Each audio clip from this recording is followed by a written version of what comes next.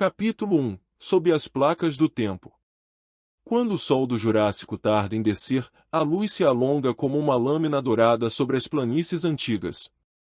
O vento passa abaixo, arrastando poeira fina entre samambaias gigantes, cicadáceas, coníferas que parecem colunas de um templo vivo.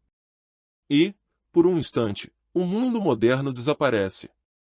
Não há cidades, não há motores, não há ruídos que não pertençam à Terra em sua juventude.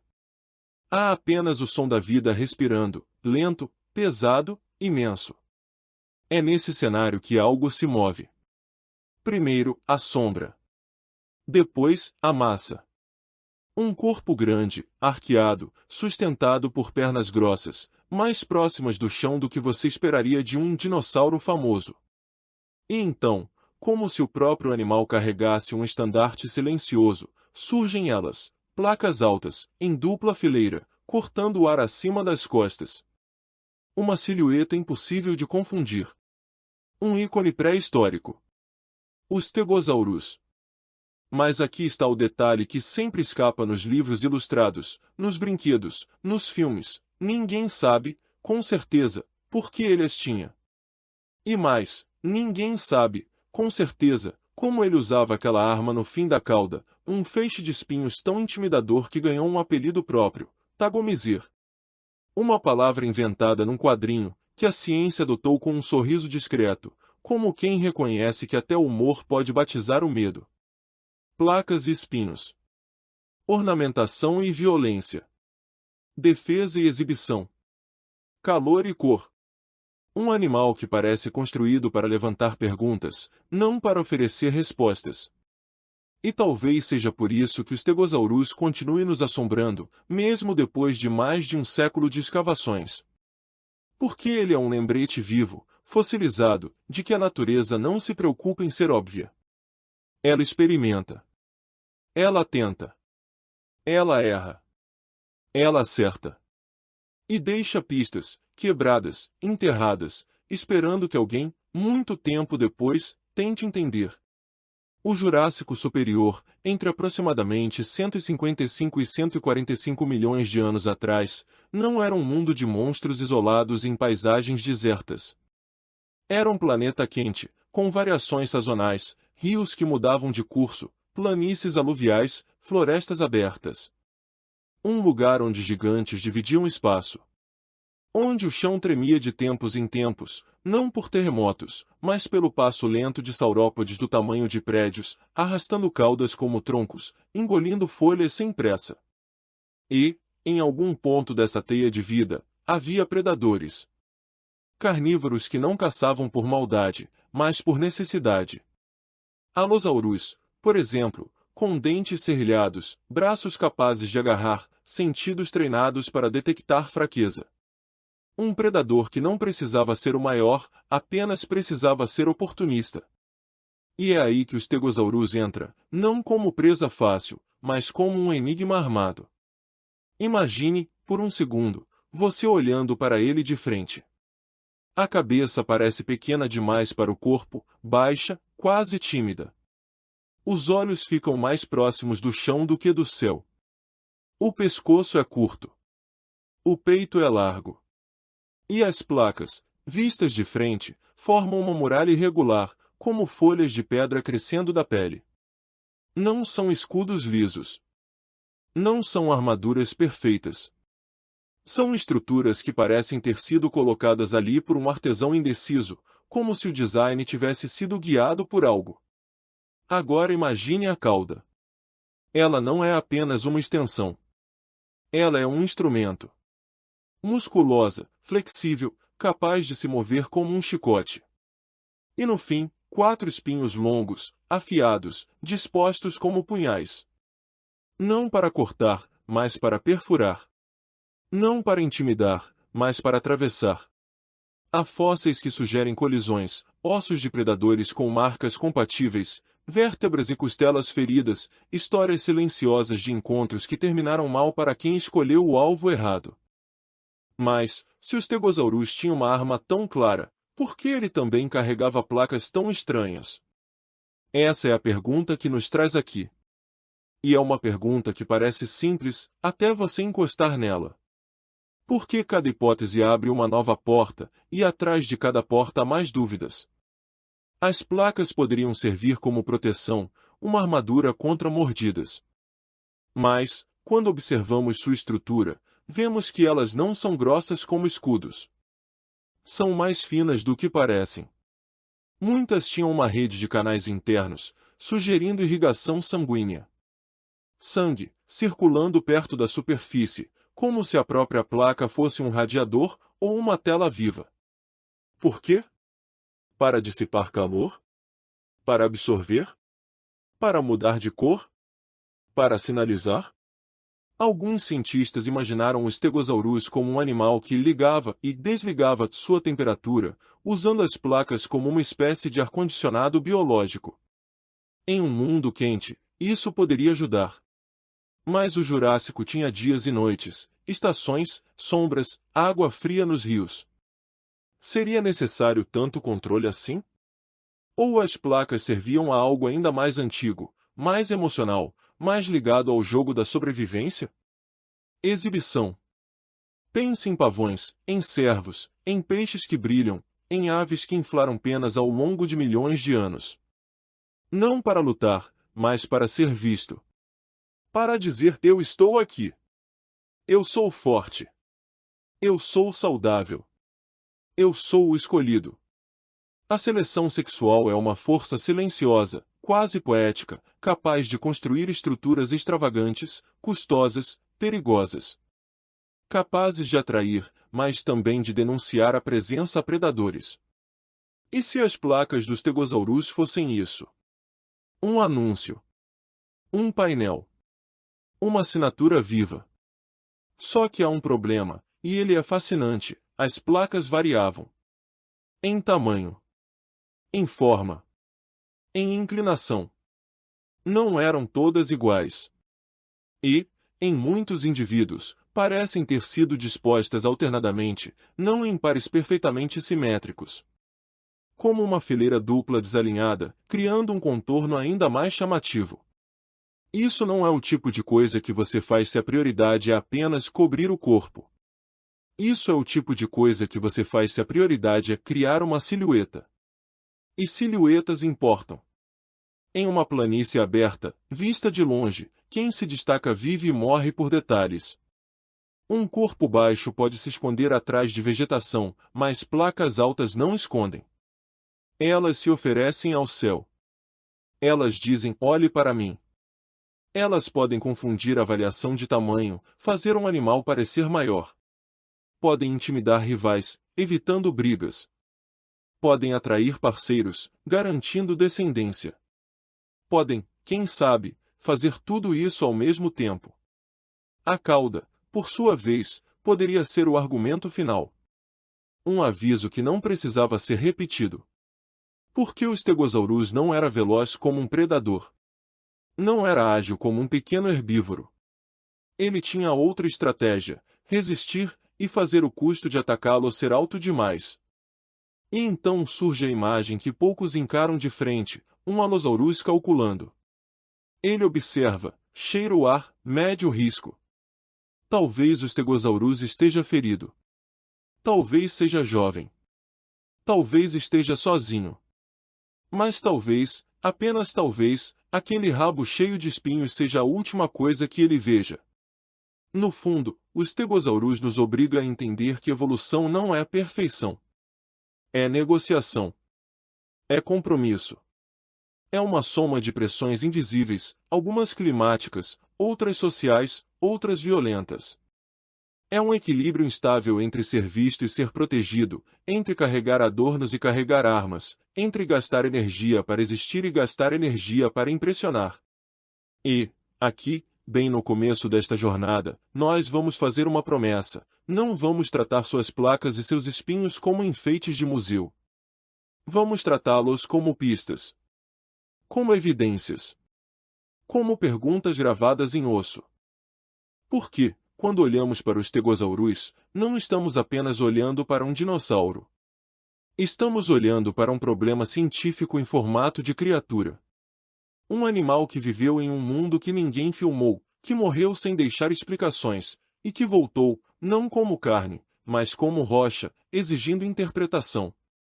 E o que a ciência faz, diante disso? Ela escava. Ela mede. Ela compara. Ela discute. Ela erra. Ela corrige. E, às vezes, ela encontra, em uma pedreira silenciosa, em um bloco de arenito, em uma vértebra quebrada, o tipo de detalhe que muda tudo. Mas antes de entender o para quê, precisamos entender o como. Precisamos voltar ao primeiro encontro entre humanos e stegosaurus, quando as placas ainda eram apenas fragmentos, e a cauda, uma suspeita. Precisamos seguir os passos de quem o descobriu, de quem confundiu suas peças, de quem montou suas histórias com ossos incompletos, e de quem acendeu, sem saber, uma das maiores perguntas do Jurássico. E há mais uma camada de mistério, quase íntima. Como era a pele sob aquelas placas? Havia queratina, uma cobertura dura como a de um chifre, ou eram estruturas expostas, sensíveis ao toque e ao sol? Se podiam mudar de cor, que mensagem transmitiam? Agressão. Cortejo. Alarme. E quando dois stegosaurus se encontravam, placas contra placas, o que acontecia? Um duelo silencioso? Um desfile? Ou apenas dois sobreviventes se reconhecendo, sem saber que um dia seriam transformados em perguntas para sempre, sob nossos olhos e em teorias rivais? No próximo capítulo, nós vamos descer ao chão, ao pó, às rochas antigas do oeste norte-americano, onde a terra guarda seus segredos com unhas e dentes. E onde o stegosaurus começou a sair, pouco a pouco, da escuridão do tempo. Capítulo 2. Ossos na poeira, ideias em guerra. Eles não encontraram o stegosaurus de uma vez, como um corpo inteiro esperando pacientemente.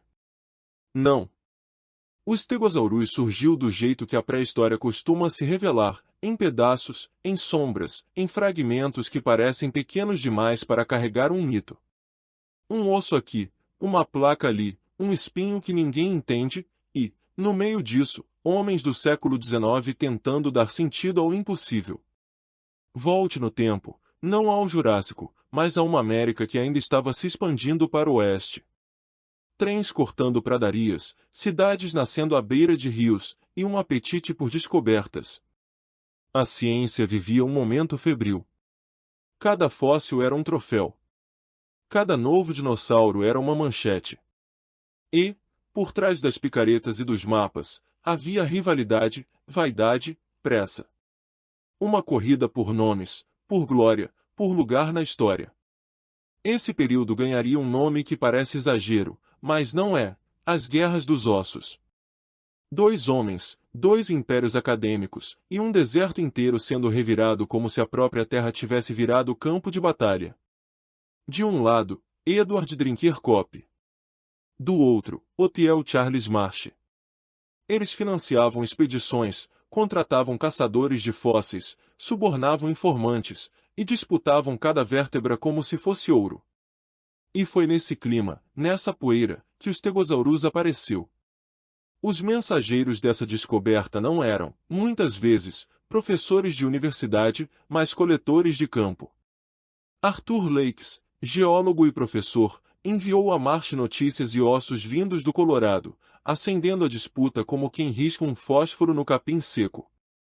Pouco depois, M.P. Felch, um homem acostumado a encarar penhascos e tempestades, cavava na região de Garden Park, perto de Cannon City, e encontrava peças que pareciam pertencer a um animal decorado demais para ser real. Cada envio era um bilhete para o futuro, embrulhado em gesso e esperança. Enquanto isso, em Como Bluff, no Wyoming, outra frente ardia. A ferrovia facilitava o transporte, e também facilitava espionagem. Homens observavam acampamentos à distância, copiavam rotas, tentavam descobrir onde a rocha cantava diferente. À noite, lanternas se moviam como vagalumes entre barracas. Durante o dia, a picareta batia com ritmo de guerra. A paisagem inteira parecia conspirar para manter segredo, e, ainda assim, os ossos insistiam em aparecer. E quando Marsh batizou o gênero, outros nomes começaram a brotar como ecos: Stegosaurus ungulatus, Stegosaurus cenops, Stegosaurus sulcatus. Parte disso era ciência legítima, parte era a ansiedade de registrar antes do rival, parte era a dificuldade real de comparar fragmentos. Hoje, algumas dessas espécies são debatidas, revisadas, reclassificadas, mas elas contam uma verdade humana: nós também evoluímos, e a paleontologia aprendeu, a duras penas, que nomear é fácil, entender é lento, e exige voltar ao campo com paciência. As primeiras pistas vieram da Formação Morrison, um conjunto de rochas jurássicas espalhadas por partes do oeste norte-americano. Colorado, Wyoming, Utah, lugares onde o vento parece não ter dono e o horizonte não termina. A Morrison é famosa porque é como um álbum inteiro do Jurássico Superior, saurópodes gigantes, carnívoros como Allosaurus, e herbívoros blindados, incluindo nosso protagonista de placas e espinhos. Em 1877, Marsh descreveu e nomeou Stegosaurus armatus. Lagarto com telhado, uma imagem curiosa, quase doméstica, para um animal tão estranho. Mas o nome dizia algo importante: aquelas placas, vistas isoladas, lembravam telhas. E, por incrível que pareça, essa impressão inicial conduziu à primeira grande confusão da história dos Stegosaurus. Porque, no começo, ninguém sabia como aquelas placas se encaixavam. Alguns imaginavam que elas ficavam deitadas, como um pavimento sobre as costas, formando uma espécie de carapaça plana, um telhado literal. Outros achavam que eram espinhos. Alguns chegaram a sugerir que poderiam cobrir o corpo inteiro, como um jacaré exagerado, ou que serviriam como proteção lateral, como escudos pendurados. E como culpar alguém? Os fósseis vinham quebrados, espalhados, misturados a ossos de outros animais. As escavações do século XIX eram, muitas vezes, brutais: dinamite para abrir rocha, pás para acelerar, e uma urgência constante para enviar caixas de madeira para museus antes que o rival chegasse. Em certos acampamentos, há relatos de equipes destruindo fósseis de propósito, enterrando ossos, ou quebrando placas para impedir que o outro lado as usasse. Imagine isso: a história da vida, reduzida a munição numa disputa humana. Ainda assim, no meio do caos, havia genialidade. Marsh, com acesso ao Peabody Museum de Yale, acumulou material suficiente para tentar reconstruir o animal. Mas o primeiro Stegosaurus montado parecia quase uma criatura de outro planeta. Placas distribuídas de modo improvável, postura ainda incerta, uma cauda que não deixava claro se era arma ou equilíbrio. Só com o tempo, e com mais esqueletos, a imagem começou a se ajustar. E aqui entra uma figura decisiva: o trabalho paciente de coletadores e preparadores, pessoas cujos nomes nem sempre aparecem nos livros, mas que, na prática, colocavam ordem no quebra-cabeça. Eles limpavam cada osso, mapeavam posições, anotavam camadas geológicas, e tentavam preservar informação que a pressa ameaçava apagar. No início do século XX, novas descobertas ajudaram a consolidar a forma dos Stegosaurus, espécimes mais completos, com placas e espinhos associados, permitindo entender que a cauda não era um detalhe decorativo, e que as placas provavelmente se erguiam, não se deitavam. A grande virada veio com montagens em museus, que popularizaram uma ideia poderosa: duas fileiras de placas altas, alternadas, e uma cauda terminando num conjunto de espinhos ameaçadores. Mas mesmo essa imagem clássica carregava escolhas. Em alguns modelos antigos, o Stegosaurus arrastava a cauda no chão, como se fosse pesada demais para levantar. Só décadas depois, com estudos de articulação e musculatura, ficou claro que ele poderia mantê-la erguida, pronta para girar, pronta para atingir. De repente, o animal deixou de parecer apenas estranho, e começou a parecer perigoso. E cada nova reconstrução mudava mais do que um esqueleto em exposição. Mudava a ciência. Mudava perguntas. Mudava teorias.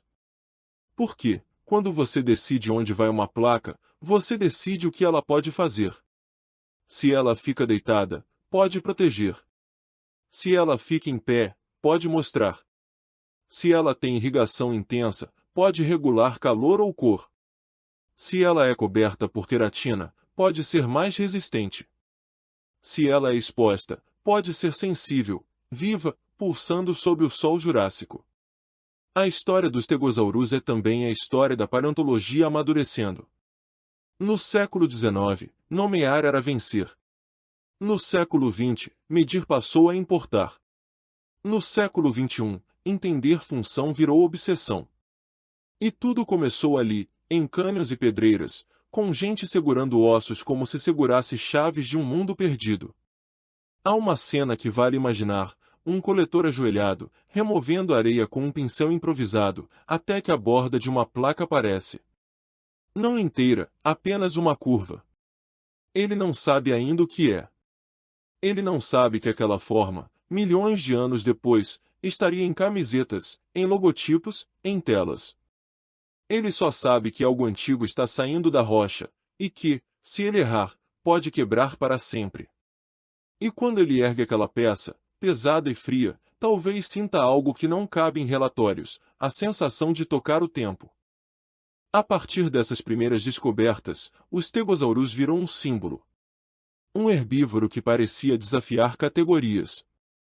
Um dinossauro com cabeça pequena, corpo robusto, placas e espinhos, e uma combinação tão incomum que exigia explicação. Ele entrou em debate sobre postura, sobre comportamento, sobre ecologia.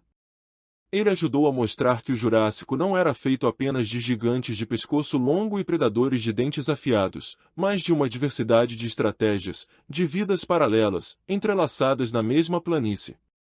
E, ironicamente, foi a própria confusão inicial que tornou os stegosaurus tão importante. Porque o erro de imaginar placas como telhas não foi apenas um equívoco. Foi um ponto de partida. Um convite para a ciência aprender a ser humilde, a esperar mais evidências, a aceitar que a primeira impressão pode ser apenas isso, impressão. No fim, cada placa encontrada não era só um osso. Era uma pergunta endurecida. Cada espinho não era só uma arma. Era um argumento. E cada nova escavação na formação Morrison, cada caixa enviada a um museu, empurrava os stegosaurus para fora da poeira do oeste, e para dentro da mente humana. E a mais, quando esses esqueletos chegaram às galerias públicas, sob luz elétrica e olhares curiosos, eles mudaram a relação do público com o passado. Dinossauros deixaram de ser palavras em artigos difíceis e viraram presença. Viraram tamanho. Viraram espanto. E, com isso, o stegosaurus ganhou outra vida, feita de imaginação. E agora, com o animal finalmente de pé em nossa mente, é hora de encarar aquilo que os primeiros caçadores de fósseis não podiam ver, o corpo completo, a biomecânica, o detalhe anatômico que transforma a curiosidade em compreensão. No próximo capítulo, vamos caminhar ao redor do stegosaurus como se ele ainda estivesse vivo, observando suas pernas, sua coluna, suas placas uma a uma, e, sobretudo, a cauda que podia decidir quem sobrevivia ao entardecer do Jurássico. Capítulo 3 – Um corpo feito de contrastes. Aproxime-se, devagar, bem aqui. Imagine que você está a poucos metros de um stegosaurus vivo, e que o ar ao redor parece mais denso por causa dele. Há um cheiro de vegetação esmagada, de terra úmida, de resina quente nas coníferas. O animal respira, e cada respiração empurra o peito para fora como um fole antigo. A luz bate nas placas e não devolve um brilho metálico, mas um brilho opaco, orgânico, como se aquilo fosse parte de uma pele que aprendeu a virar monumento. À primeira vista, ele parece simples, um herbívoro pesado, lento, com decoração nas costas e uma arma na cauda. Só que o stegosaurus é uma coleção de paradoxos anatômicos. Tudo nele é ao mesmo tempo robusto e delicado, enorme e vulnerável, óbvio e misterioso. E é justamente nessa anatomia, nessa arquitetura de ossos, que as perguntas sobre placas e espinhos começam a ganhar forma. O corpo do stegosaurus era longo, mais baixo. Em estimativas, ele chegava a algo entre 7 e 9 metros do focinho à ponta da cauda. O peso, difícil de imaginar sem cair em exageros, provavelmente ficava na faixa de várias toneladas. No entanto, diferente dos gigantes de pescoço longo que dominavam as planícies, ele não se elevava como uma torre. Ele se espalhava pelo chão.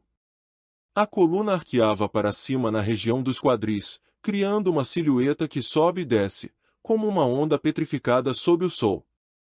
As pernas reforçam esse desenho. As traseiras eram mais longas e mais poderosas do que as dianteiras. Isso inclinava o dorso, deixando a parte posterior mais alta. A cabeça ficava baixa, próxima de onde as folhas mais acessíveis cresciam. E, quando você observa a relação entre o tamanho do corpo e o tamanho do crânio, surge uma sensação estranha. A cabeça parece pequena demais para acomodar aquela massa. Mas talvez a ideia esteja errada. Talvez ela não fosse feita para acomodar com pressa, não. O crânio era estreito, alongado, com um bico córneo na frente, uma tesoura viva. Os dentes, pequenos e simples, não eram feitos para triturar com eficiência extrema. Eles cortavam, arrancavam e empurravam a planta para dentro. O trabalho pesado provavelmente acontecia depois, no estômago e nos intestinos, onde a fermentação fazia o que a boca não fazia. Era um método antigo, silencioso, uma economia de energia. Em vez de mastigar por horas, o Stegosaurus coletava, engolia e seguia. E aqui surge outra ideia desconfortável: um animal assim não precisava vencer corridas para sobreviver. Ele precisava comer. Precisava de tempo. Precisava de calma. A anatomia dele sugere um estilo de vida em que a batalha principal era contra a fome e as estações, não contra perseguições constantes. Mas essa calma tinha um preço. Porque um corpo lento é um convite, e um convite atrai predadores. Observe os pés. Os membros traseiros, mais altos, terminavam em pés largos, capazes de distribuir peso em solo úmido. As mãos dianteiras eram menores, ainda assim firmes, com dedos adaptados para sustentar, não para agarrar. O Stegosaurus não era um corredor elegante. O passo dele era uma marcha pesada, um balanço de massa, com a cauda servindo de contrapeso. Cada pegada seria um afundar profundo, um registro do peso da vida. Então olhe para cima, para as costas. As placas. Elas não eram escamas gigantes. Eram ossos modificados, crescidos dentro da pele, como osteodermos. Em muitos Stegosaurus, falamos de uma série de placas altas, de tamanhos diferentes, dispostas em duas fileiras ao longo do dorso e do pescoço. O número exato pode variar entre indivíduos e espécies, mas a imagem clássica aponta para algo como 17 placas principais, alternadas, não espelhadas. Essa alternância cria um contorno irregular, um perfil que parece maior do que o corpo real. E isso basta. As placas não eram maciças como uma muralha. Em corte, elas mostram uma estrutura interna com espaços, canais, uma textura que lembra esponja endurecida. Muitos estudos indicam uma rica irrigação sanguínea. Sangue que circula perto da superfície, sangue que pode aquecer, resfriar, talvez até intensificar cor se havia uma cobertura de queratina ou tecido com pigmento. O osso, por si, não muda de cor. Mas o corpo que o alimenta, sim. E, se havia uma bainha córnea nas bordas, como ocorre em chifres. Imagine isso, ao amanhecer, as placas frias recebendo o sol. Ao meio-dia, vasos dilatando, liberando o calor. Ao entardecer, a circulação mudando outra vez. Seriam radiadores? Seriam bandeiras? Seriam as duas coisas, ao mesmo tempo? A anatomia permite, mas não obriga, e é por isso que as placas são tão poderosas como um mistério. Agora deixe o olhar para o ponto onde o corpo se transforma em chicote, a cauda. A cauda do Stegosaurus não era um apêndice frouxo. Ela era longa, musculosa, construída com vértebras que permitiam flexibilidade. Próximo da ponta, surgiam os espinhos. Geralmente 4, às vezes com variações, mas sempre em posição de perfuração. O conjunto inteiro, popularmente chamado de Tagomizer, não é apenas um nome curioso, é um lembrete de que a ciência reconhece a força visual dessa arma. Os espinhos são densos, resistentes. Alguns mostram sinais de trauma e regeneração, como se tivessem quebrado e voltado a crescer. Isso sugere uso, impacto, vida real. E quando paleontólogos analisam a biomecânica dos stegosaurus, uma imagem se torna difícil de ignorar. Ele podia levantar a cauda, apontar e girar. Não como um golpe cego, mas como uma resposta calibrada. A base da cauda tinha músculos capazes de gerar força. O corpo baixo dava estabilidade. As pernas traseiras, fortes, serviam de pivô. É aqui que o Stegosaurus deixa de ser apenas estranho e vira tático. Ele não precisava vencer uma luta. Ele precisava fazer o ataque custar caro demais. Dentro desse corpo, há ainda outro detalhe que virou lenda: o segundo cérebro. Durante muito tempo, repetiu-se a ideia de que o Stegosaurus tinha um cérebro minúsculo e, por isso, precisaria de um cérebro extra perto dos quadris. O que existe, de fato, é uma expansão do canal vertebral na região pélvica, um espaço maior para nervos e tecidos. Não é um cérebro independente. Mas a própria existência dessa expansão nos lembra que o controle das pernas traseiras e da cauda era crucial. Se a cauda era vital. E o cérebro, pequeno em proporção, não significa estupidez automática. Significa outra estratégia. Muitos animais modernos sobrevivem com cérebros modestos, porque seus corpos e seus instintos fazem o trabalho. O Stegosaurus provavelmente dependia de rotinas, de memória de caminhos, de sensibilidade ao ambiente, de respostas rápidas a ameaças próximas. Não precisava planejar o futuro. Precisava atravessar o dia. Compare agora o Stegosaurus com outros herbívoros armados. Os anquilossauros, por exemplo, tinham couraças baixas e, em alguns casos, uma clava óssea na cauda, um martelo. O Stegosaurus escolheu outra estética, placas altas e espinhos para perfurar. Os ceratopsianos do fim do Cretáceo exibiam chifres e golas ósseas, escudos frontais. O Stegosaurus, muito antes, colocou o espetáculo nas costas e a resposta na cauda. E mesmo dentro do seu grupo, os estegosaurídeos, ele se destaca. Aparentes com placas diferentes, com espinhos laterais, com variações que parecem experimentos da evolução. O Stegosaurus se tornou o símbolo porque sua anatomia é um anúncio. Ele parece desenhado para ser lembrado. E, ainda assim, ele não foi feito para nós. Ele foi feito para um mundo de olhos predatórios e rivais silenciosos. Mas há um preço para esse desenho. Placas altas aumentam a área exposta. Podem ser frágeis. Podem quebrar. Podem chamar a atenção. Um corpo baixo tem pontos cegos. A cabeça pequena limita o campo de visão direto. Isso sugere que o Stegosaurus precisava compensar com vigilância, com audição, com sensibilidade a vibrações do solo. Talvez ele vivesse em grupos? Talvez contasse com um alarme coletivo? Talvez confiasse em tamanho e em arma? A anatomia sugere possibilidades, mas ela não conta histórias sozinha. É por isso que, quando olhamos para os Stegosaurus, precisamos olhar como engenheiros e como poetas. Como engenheiros, vemos alavancas, músculos, ossos, limites. Como poetas, vemos intenção, presença, ameaça, beleza. E a verdade, quase sempre, mora no meio. No próximo capítulo, vamos tirar esse corpo do pedestal do museu e devolvê-lo ao seu mundo. Vamos seguir suas pegadas, imaginar sua rotina e tentar responder como um animal tão lento se mantinha vivo num território de gigantes e predadores. E o que suas placas e seu rabo diziam, não para nós, mas para os olhos que realmente importavam no Jurássico. Capítulo 4 – Vida nas planícies de Morrison. O dia nasce sem pressa, e a primeira coisa que você ouve não é um rugido. É o som de folhas sendo rasgadas, de caules quebrando com estalos úmidos, de passos pesados afundando em lama antiga. O Jurássico Superior não era um palco de gritos contínuos. Era um mundo de rotina, de fome, de distância. E, no meio desse silêncio vivo, o Stegosaurus se move como um navio baixo atravessando um mar de samambaias. Imagine a paisagem da Formação Morrison quando ainda era paisagem, não rocha.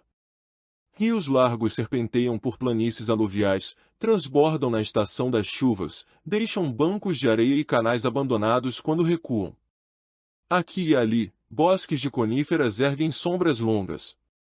No chão, cresce um tapete de cicadáceas e samambaias arborescentes, plantas sem flores, mas cheias de fibras e defesas químicas. O ar é quente, às vezes úmido, às vezes seco, e a poeira sobe fácil quando o vento muda de direção, e o céu parece sempre à beira de uma tempestade distante. E o Stegosaurus precisava acompanhar esses ritmos. Com dentes pequenos e uma boca feita para cortar mais do que mastigar, ele vivia como um coletor paciente. Não procurava frutos coloridos. Não perseguia presas. Ele selecionava folhas macias quando encontrava, arrancava brotos, raspava plantas baixas com o bico córneo. Depois engolia. A trituração verdadeira acontecia por dentro, num sistema digestivo longo, provavelmente apoiado por fermentação. Era um processo lento, mas eficiente, e, acima de tudo, constante. A cada hora, a cada sombra, a mesma tarefa: procurar, cortar, engolir, cedir. Só que comer no Jurássico não era uma atividade inocente. Ao baixar a cabeça, o Stegosaurus expunha o pescoço. Ao ficar parado, virava um marco no terreno. Ao seguir margens de rio, entrava em corredores naturais, caminhos que predadores também usavam. Então a pergunta parece inevitável: como um herbívoro tão baixo, tão pesado, sobrevivia em um mundo onde a Allosaurus rondava? Parte da resposta pode estar no comportamento, não apenas no corpo. Há indícios de que estegosaurídeos poderiam se agrupar, ao menos em certos momentos. Pegadas associadas, concentrações de indivíduos, padrões que lembram agregações. Nada disso é prova absoluta de rebanhos organizados como os de mamíferos modernos, mas a ideia é plausível. Em ambientes abertos, vigilância coletiva é vantagem brutal. Muitos olhos detectam movimento. Muitos corpos confundem o alvo. E, se o Stegosaurus usava as placas para sinalizar, um grupo seria um palco silencioso, uma linha de sombras móveis atravessando a planície. Agora imagine dois adultos se aproximando. Não com pressa, mas com aquele cuidado de quem sabe que um golpe errado pode machucar. As placas se recortam contra o céu. A cauda balança, não como ameaça direta, mas como aviso: eu tenho espinhos. Eles cheiram o ar, talvez reconheçam um ao outro, talvez apenas aceitem a presença. E, em certo ângulo de luz, as placas parecem mais vivas, como se o sangue nelas tivesse ritmo próprio, respondendo ao calor e ao vento. Se isso acontecia, a vida social dos Stegosaurus seria mais complexa do que imaginamos. Haveria hierarquias? Disputas?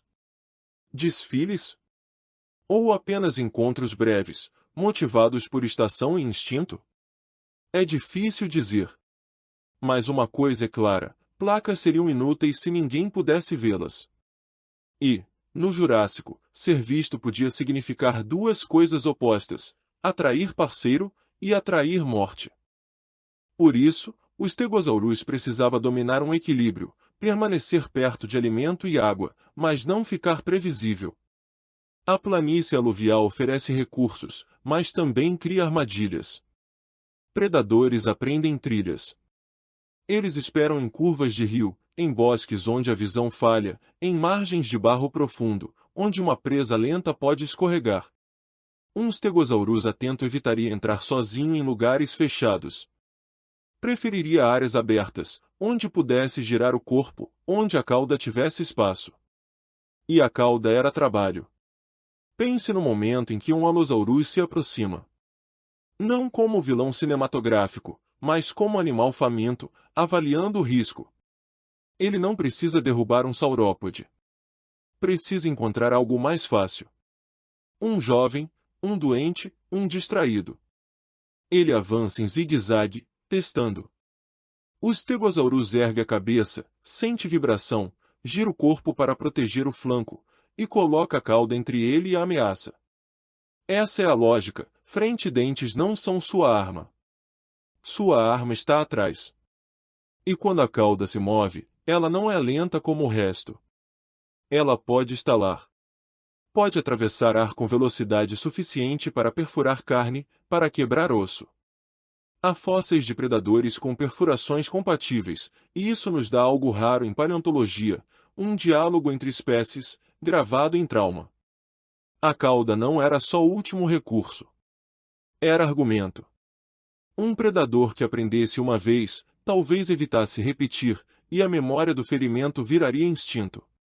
O habitat moldava o ritmo. Em estações secas, a vegetação ficaria mais áspera. O Stegosaurus poderia fazer migrações curtas, seguindo rios e áreas de solo fértil. Em épocas de cheia, buscaria terrenos mais altos, evitando lama profunda. Ele era pesado, e a lama é traiçoeira. Um animal atolado vira banquete. Por isso, a seleção natural favorece cautela. O Stegosaurus provavelmente conhecia o mapa do seu mundo, onde a água é rasa, onde o chão sustenta, onde a sombra refresca, onde o predador costuma emboscar, onde a fuga vira barro e silêncio. À beira d'água, ele bebe devagar, testa o fundo com a ponta do focinho e escolhe onde pisar. Um passo errado pode afundar. Um passo certo deixa apenas círculos na superfície, e a planície volta a respirar por instantes. E havia outros gigantes ao redor. Saurópodes como Diplodocus e Apatosaurus derrubavam arbustos e abriam clareiras ao passar. Isso criava brotações ao nível do chão, exatamente onde o Stegosaurus comia. Ele poderia se beneficiar dessa engenharia involuntária, seguindo corredores já limpos, aproveitando vegetação tenra que nasce depois do impacto. Ao mesmo tempo, viver perto de saurópodes podia ser perigoso. Uma pisada acidental, uma cauda varrendo, uma corrida em pânico, e o Stegosaurus vira obstáculo, e obstáculos quebram ossos. Nessa teia, até os sentidos importam. A cabeça baixa sugere atenção ao chão, às vibrações, aos cheiros trazidos pelo vento. Talvez o Stegosaurus emitisse sons graves, quase mais sentidos do que ouvidos, uma comunicação curta, de proximidade, como fazem muitos animais grandes. Talvez um bater de cauda no solo, um sopro forte, uma postura com placas erguidas já fosse mensagem suficiente. No Jurássico, não era preciso falar alto para ser entendido. E então há o clima, esse fator invisível. O calor do dia poderia ser intenso. Em horas de sol vertical, o Stegosaurus talvez buscasse sombra e água, talvez ficasse imóvel para economizar energia, talvez orientasse o corpo ao vento. E aqui as placas voltam como hipótese. Se ajudassem a trocar calor, mesmo que parcialmente, poderiam dar vantagem, dissipar temperatura durante picos, absorver calor ao amanhecer, acelerar ou frear o metabolismo conforme a estação. Na natureza, estruturas raramente fazem apenas uma coisa, elas acumulam funções, e a soma vira sobrevivência. À noite, o mundo muda. Predadores ficam mais ousados. A temperatura cai. O Stegosaurus talvez dormisse em áreas abertas, onde o som se espalha e a aproximação é detectável. Talvez se aproximasse de outros indivíduos, não por amizade, mas por matemática. Juntos, o risco se dilui. E, enquanto ele descansa, as placas viram silhueta contra estrelas jurássicas, uma sombra que pode assustar ou denunciar. E os jovens? Um filhote de Stegosaurus não teria placas enormes nem espinhos plenamente desenvolvidos. Seria mais vulnerável, talvez um pouco mais ágil, mas ainda assim alvo. Isso sugere cuidado? Sugere que adultos tolerariam proximidade em certas épocas? Não sabemos. Mas sabemos que, em muitos animais modernos, juvenis sobrevivem graças a comportamento coletivo, e a evolução adora soluções simples: ficar junto, vigiar junto, reagir junto. Quando pensamos no Stegosaurus, é fácil vê-lo como solitário blindado. Mas a Morrison era uma rede. Herbívoros competiam por plantas, e também criavam oportunidades uns para os outros. Predadores pressionavam, e selecionavam os mais atentos.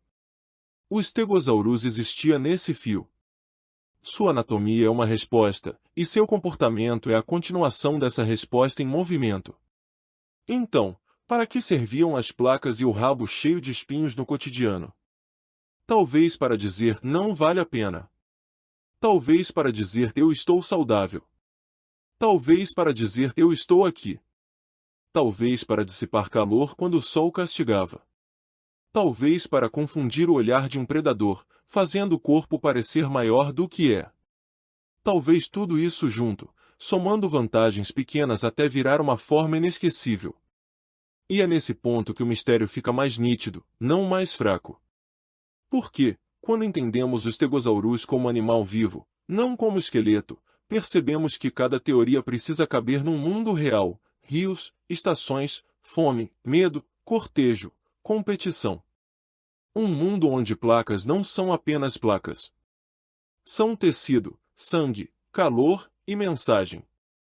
No próximo capítulo, vamos entrar na arena onde essas mensagens viram debate.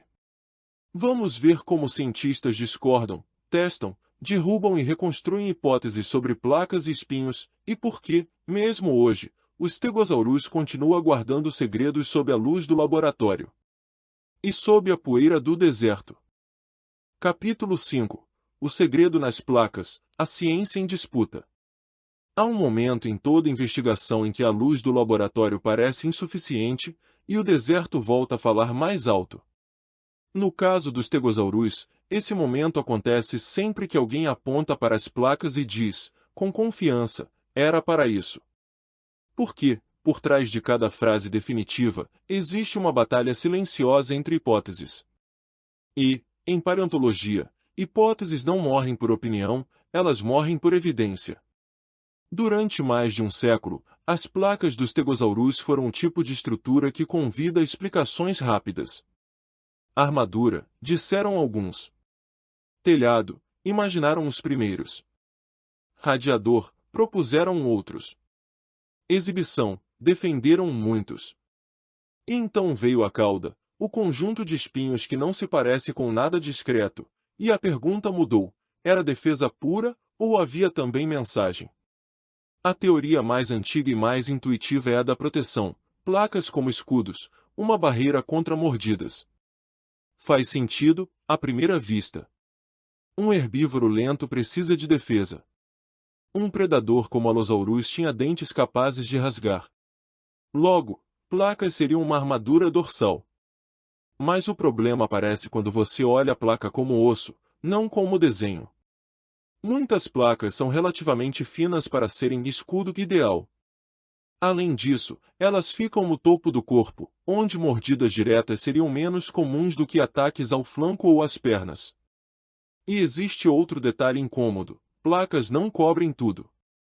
Elas deixam espaços. Não protegem a barriga. Não protegem as laterais de forma contínua. Então a pergunta surge, afiada: por que construir algo tão chamativo se a prioridade é apenas? É nesse ponto que outra hipótese ganha força: termorregulação, o Stegosaurus usando as placas como um sistema para trocar calor com o ambiente. A ideia nasceu de uma observação simples: muitas placas mostram sinais de vascularização, canais internos que sugerem sangue circulando perto da superfície. Sangue é transporte de calor. Se o animal pudesse aumentar o fluxo durante o calor do dia, dissiparia energia; se reduzisse à noite, preservaria a temperatura. As placas seriam radiadores vivos, como as orelhas de um elefante, ampliadas e erguidas. Por décadas, essa teoria dominou discussões populares. Ela é elegante, quase perfeita, porque transforma extravagância em eficiência. Só que a natureza raramente é tão limpa. Modelos mais recentes questionaram se as placas, sozinhas, seriam suficientes para regular um corpo de várias toneladas de forma decisiva. Outros apontaram que o Jurássico Superior tinha variações regionais e sazonais, e que um animal tão grande já tem inércia térmica natural, aquecendo e esfriando devagar. Talvez as placas ajudassem, mas não comandassem tudo. E então, como uma sombra atravessando o debate, surge a hipótese da exibição. A seleção sexual e social é capaz de criar estruturas que parecem caro demais para existir, e ainda assim existem porque aumentam a chance de deixar descendentes. Placas altas mudam a silhueta. Tornam o animal reconhecível de longe. Podem sinalizar saúde, idade, vigor. Se havia cobertura de queratina, bordas poderiam ser mais dramáticas. Se havia irrigação intensa, cores poderiam variar com temperatura, estresse, excitação. Mas exibição também tem custo. Ser visto atrai predadores. Então por que a evolução permitiria um outdoor nas costas? A resposta possível é que o Stegosaurus tinha, além das placas, uma punição imediata para quem interpretasse o anúncio como convite, a cauda armada. Aqui entra a controvérsia sobre o Tagomizir, não apenas como arma, mas como comportamento. Por muito tempo, reconstruções mostravam a cauda arrastando no chão, como se fosse pesada demais. Isso diminuía o papel defensivo. Porém, análises de articulação e musculatura sugerem que a cauda podia ser mantida erguida, pronta para girar. E marcas de perfuração em ossos de grandes terópodes foram interpretadas por alguns pesquisadores como evidência de impactos reais. Se o Stegosaurus podia, de fato, perfurar, ele mudava a matemática do ataque. Mesmo assim, nem tudo é consenso. Alguns cientistas questionam quais perfurações podem ser atribuídas com segurança ao Stegosaurus, e quais podem ter outras causas: queda, mordida, compressão pós-fóssil. A ciência exige cautela. Uma marca em osso é uma frase incompleta, e nós tentamos adivinhar o resto.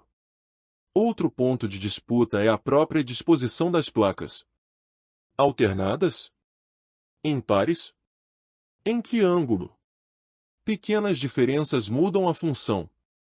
Placas alternadas criam maior área aparente e um contorno mais complexo, pares simétricos poderiam favorecer estabilidade ou proteção. Descobertas de espécimes mais completos sugeriram alternância em alguns casos, mas preservação é caprichosa, e o esqueleto raramente chega inteiro até nós. A discussão permanece porque o registro fóssil é um livro com páginas faltando. E há ainda um debate quase filosófico. O Stegosaurus tinha uma vida social sofisticada o bastante para precisar de exibição? Alguns defendem que sim, citando a lógica da seleção sexual e possíveis variações entre indivíduos. Outros lembram que sinais podem funcionar mesmo em encontros raros, basta que, quando o encontro acontece, a mensagem faça diferença. Um animal pode ser solitário e ainda assim ter ornamentação se essa ornamentação aumenta sucesso reprodutivo em poucas semanas do ano. Quando a ciência emperra, ela procura novos tipos de evidência. E, nos últimos anos, técnicas modernas têm mudado o jogo. Tomografias para enxergar estrutura interna, histologia para ler crescimento e vascularização, modelagem digital para simular fluxo de ar e impacto. Uma pergunta antiga ganha ferramentas novas. Às vezes, uma hipótese cai. Às vezes, ela se transforma. Ainda assim, há mistérios que resistem. Por exemplo, havia dimorfismo sexual? Machos com placas maiores? Fêmeas com padrão diferente?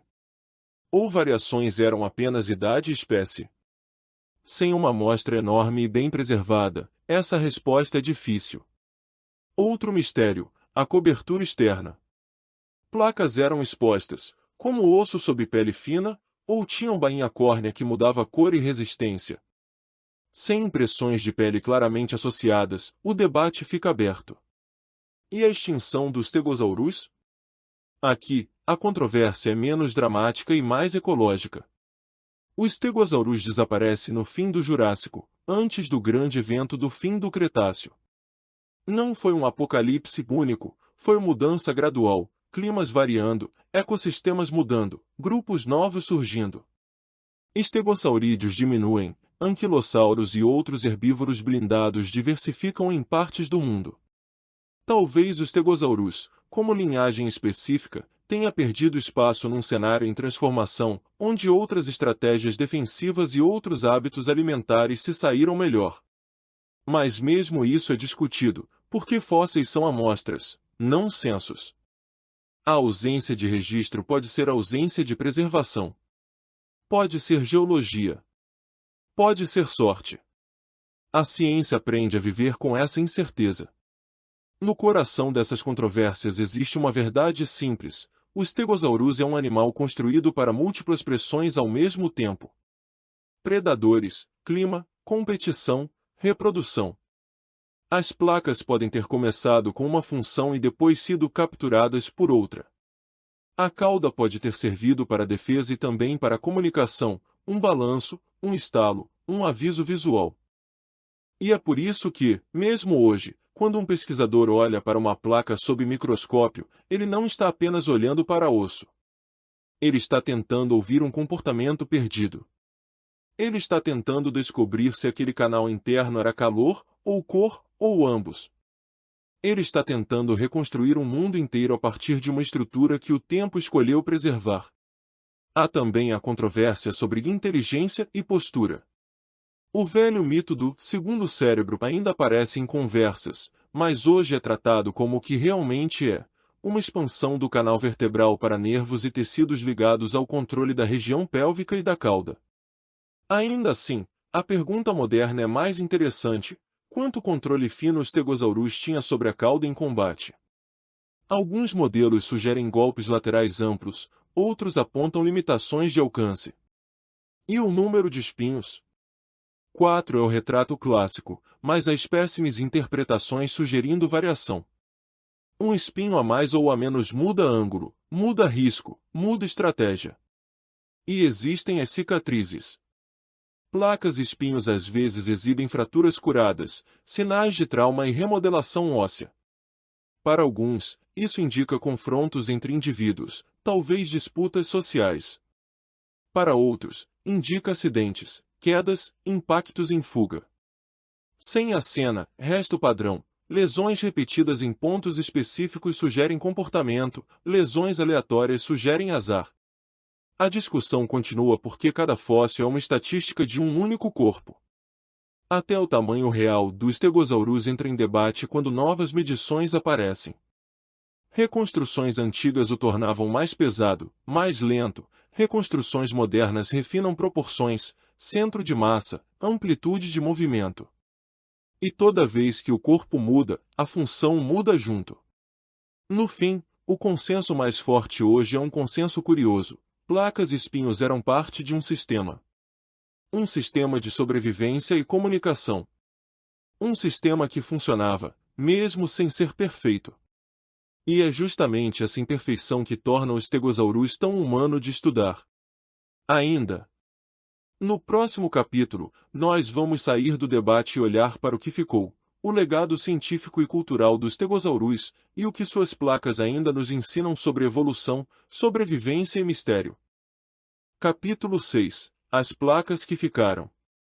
Quando o último sol do Jurássico toca a borda de uma planície e some atrás das coníferas, ninguém aplaude.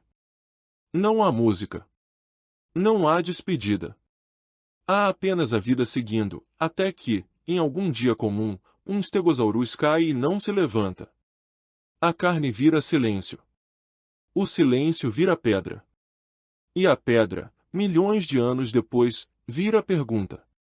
Por que é isso que ele se tornou para nós, uma pergunta com a forma de um animal? Ao longo desta jornada, nós seguimos o Stegosaurus desde o primeiro vislumbre dramático, atravessamos a poeira das escavações, montamos seu corpo peça por peça, e devolvemos esse corpo ao mundo real de rios, estações e predadores. Agora, no fim, resta olhar para trás e perguntar: o que, de verdade, aprendemos com as placas e com um rabo cheio de espinhos? O que ficou, depois que o Jurássico virou memória? A ciência, aqui, não oferece um veredito único. Ela oferece um mapa de hipóteses, algumas mais fortes, outras ainda frágeis, todas tentando explicar como uma estrutura tão extravagante pôde existir. E talvez a resposta mais honesta seja a mais bela: as placas provavelmente não serviam para uma única coisa. Elas serviam para várias, ao mesmo tempo, em diferentes momentos do dia, em diferentes fases da vida, em diferentes contextos. Pense em como a natureza trabalha. Ela não desenha com intenção humana. Ela reutiliza. Ela adapta. Ela pega uma vantagem pequena e a empilha sobre outra, até que a soma pareça milagrosa. Uma placa que ajuda a perder calor pode, ao mesmo tempo, ser vista de longe. Uma placa que recebe sol cedo pode, ao mesmo tempo, destacar um indivíduo saudável. Uma placa irrigada por sangue pode, ao mesmo tempo, ser termostato e tela, radiador e bandeira. E quando você aceita essa ideia, o Stegosaurus deixa de ser um enigma abstrato e vira um organismo multifuncional, moldado por necessidades que se somam. Ainda assim, algumas pistas são mais teimosas do que outras. A estrutura interna das placas sugere circulação intensa. Isso é compatível com troca de calor, sim, mas também com tecidos vivos que podem sustentar cobertura córnea, bordas reforçadas, cor e contraste. E cor, no mundo animal, é linguagem. Cor é aviso. Cor é desejo. Cor é hierarquia. Se as placas dos Stegosaurus podiam ficar mais vivas sob calor ou excitação, que mensagem elas carregavam? Afaste-se. Olhe para mim. Eu sobrevivi até aqui. E então há o efeito da silhueta. Em uma planície aberta, um corpo baixo é fácil de subestimar. Mas um corpo baixo com placas altas vira outra coisa, vira um animal maior para os olhos de quem observa. Não maior em massa, mas maior em presença. E presença, às vezes, é o que separa ataque de hesitação. Predadores calculam. Rivais calculam. Parceiros também. A seleção natural não precisa que a placa seja um escudo perfeito, ela só precisa que, frequentemente, ela mude decisões. E o rabo? Ah, o rabo. Os espinhos da cauda não são sutis. Eles não pedem interpretação poética. Eles existem como ameaça direta. A biomecânica sugere movimento rápido suficiente para perfurar, e o registro fóssil sugere encontros violentos. Isso nos dá confiança. O Stegosaurus não era apenas exibicionista, ele era capaz de ferir. E isso redefine sua personalidade ecológica. Ele não era um herbívoro indefeso coberto por enfeites. Ele era um herbívoro armado que podia transformar defesa em contra-ataque. Mas até essa arma tem camadas. Uma arma funciona melhor quando é conhecida. Se predadores aprendiam a reconhecer o perigo de uma cauda espinhosa, muitos ataques sequer começariam. O Stegosaurus poderia sobreviver não por lutar sempre, mas por não precisar lutar. E, novamente, as placas voltam à cena. Elas tornam um animal identificável de longe. Elas anunciam: este não é o alvo mais fácil. Elas podem ter sido o cartaz do perigo, enquanto os espinhos eram o preço real de ignorar o aviso. Ao longo das décadas, novas técnicas tornaram esse debate mais nítido. Histologia óssea revela crescimento e vascularização. Tomografias ajudam a entender estrutura e resistência. Modelos digitais simulam fluxo de ar e dissipação de calor. Análises comparativas com animais atuais sugerem analogias, sem jamais virar certeza. Cada ferramenta moderna é uma lanterna apontada para um quarto antigo. Mas, mesmo com lanterna, há cantos onde a sombra permanece. E talvez isso não seja fracasso. Talvez seja o ponto. O Stegosaurus nos lembra que ciência é processo, não um slogan. É uma conversa longa com a Terra. Um fóssil responde uma pergunta e cria 3 novas. Um artigo fecha uma porta e abre outra. Uma reconstrução de museu muda porque um osso foi reclassificado, porque uma vértebra apareceu em outra camada, porque alguém reexaminou um detalhe esquecido. E, nesse movimento, nós aprendemos não apenas sobre dinossauros, mas sobre como aprender. E existe um detalhe lindo nessa herança: cada placa também é um diário. Lesões, microfraturas, crescimento em anéis, sinais de infecção, tudo isso pode estar registrado ali. Às vezes, uma placa conta que o animal sobreviveu a um golpe. Às vezes, conta que sofreu doença. Às vezes, conta que viveu tempo suficiente para envelhecer. Não são apenas adornos. São biografias de osso, páginas que o deserto guardou. Há também o legado cultural, um segundo ecossistema. O Stegosaurus virou símbolo de um dinossauro para gerações inteiras. Ele aparece em livros infantis, em logotipos, em brinquedos, em filmes, em memes. Suas placas viraram uma assinatura visual tão forte que, mesmo quem nunca estudou paleontologia reconhece seu contorno instantaneamente. E isso tem valor. Porque símbolos abrem portas. Uma criança que se encanta com uma silhueta pode, anos depois, virar a pessoa que escava, que mede, que revisa hipóteses com cuidado. A curiosidade é uma força que atravessa gerações, acendendo perguntas onde antes havia apenas espanto. E a ciência também herdou algo dele: contraste. O Stegosaurus é o exemplo perfeito de que nem todo dinossauro famoso é um predador colossal.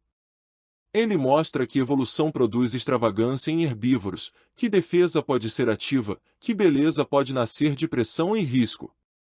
Ele obriga a paleontologia a tratar comportamento e fisiologia com seriedade, porque suas estruturas não fazem sentido se você olhar apenas para o osso.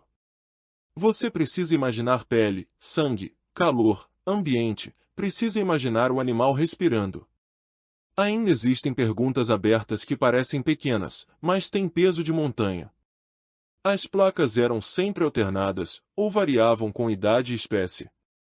Havia dimorfismo sexual, diferenças entre machos e fêmeas que ainda não sabemos identificar? Qual era a verdadeira cobertura externa? Pele nua, queratina, ou uma combinação que mudava com estação? E o Tagomizir, quantos espinhos exatamente, em que ângulo, com que alcance? Cada uma dessas questões muda o filme inteiro, porque muda o modo como ele se movia, como se exibia e como se defendia. E então chegamos à pergunta final, aquela que não cabe num laboratório: por que isso nos toca tanto? Talvez porque o Stegosaurus é um espelho do que fazemos com o desconhecido. Nós vemos algo estranho e tentamos encaixar em categorias familiares. É armadura. É radiador. É enfeite. E, ao fazer isso, aprendemos que o mundo não nos deve simplicidade. A natureza não cabe em uma legenda curta. Ela é uma história escrita em camadas, cheia de versões, cheia de exceções. E, quando aceitamos essa complexidade, ganhamos algo raro: humildade. Imagine, então, a última imagem. Não o esqueleto em um salão silencioso, mas o animal vivo ao entardecer. A planície exala calor do dia. Insetos antigos vibram no ar. Ao longe, a sombra de um predador se move entre árvores, e para. O Stegosaurus continua. Ele corta folhas, engole, levanta a cabeça por um instante. O vento toca suas placas. O sangue dentro delas responde, talvez aquecendo, talvez resfriando, talvez apenas existindo. A cauda balança, pesada, mas pronta. E o mundo segue, como sempre seguiu, sem saber que um dia seria lido por olhos humanos. E nós, muito depois, olhamos para as placas como quem olha para um céu cheio de constelações, tentando ligar pontos, tentando encontrar sentido. Talvez as placas fossem calor. Talvez fossem cor. Talvez fossem ambos. Talvez fossem um aviso. Talvez fossem um convite. E os espinhos, esses parecem mais claros, mas ainda assim guardam mistérios de ângulo, de alcance, de estratégia. O Stegosaurus não nos dá uma resposta final. Ele nos dá uma trilha. Uma trilha que começa na poeira, passa por hipóteses, atravessa debates, e termina onde a boa ciência sempre termina, no desejo de voltar ao campo, de olhar de novo, de perguntar melhor. Porque enquanto houver uma placa enterrada, enquanto houver um espinho esperando em rocha, enquanto houver uma dúvida legítima, o Stegosaurus ainda estará aqui. Não como animal, mas como chama. Como lembrança de que a Terra foi maior, mais estranha e mais criativa do que qualquer roteiro consegue prever. E, quando a noite cai sobre as planícies do Jurássico, mesmo que apenas na nossa imaginação, dá para ouvir, por um instante, o som de passos pesados se afastando. E o silêncio voltando a ocupar tudo.